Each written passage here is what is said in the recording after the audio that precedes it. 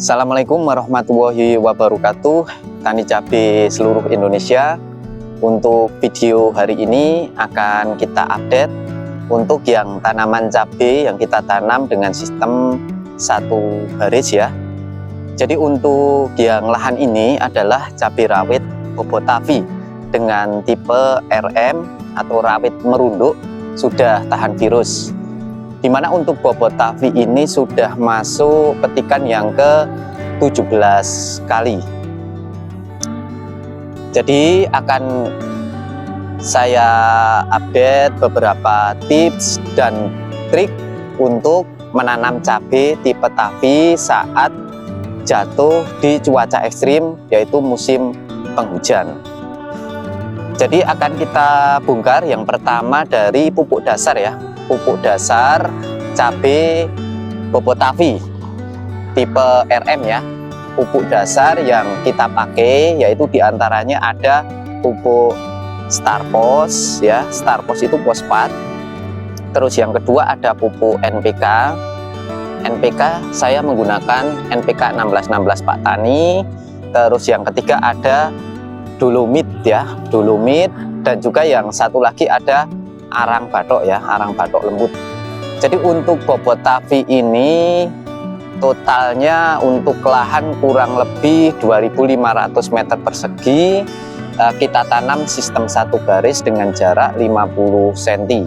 Satu lubang kita kasih 2 pohon ya. Jadi untuk total jumlah lubang itu kurang lebih di 5,5 bak kali 400, berarti sekitar 2.500-an ya.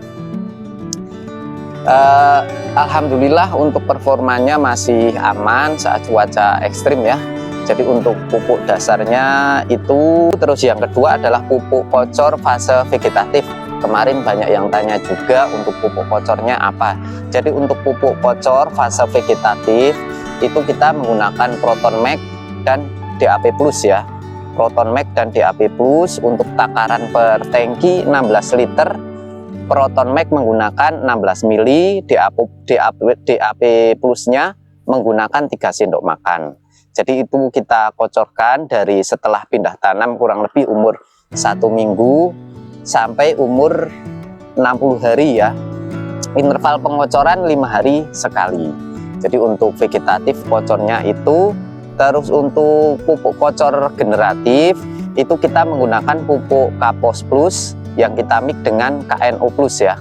Kapos Plus dan KNO Plus untuk takaran per tangki 16 liter itu Kapos Plus pakai 5 sendok, KNO Plus pakai 5 sendok. Itu kita kocorkan di lubang pupuk ya untuk saat generatif. Kalau saat vegetatif itu dikocor di pangkal batang tanaman. Selanjutnya untuk pupuk susulan ya. Untuk pupuk susulan itu kita lakukan di umur 30 hari, 60 hari, dan 90 hari ya.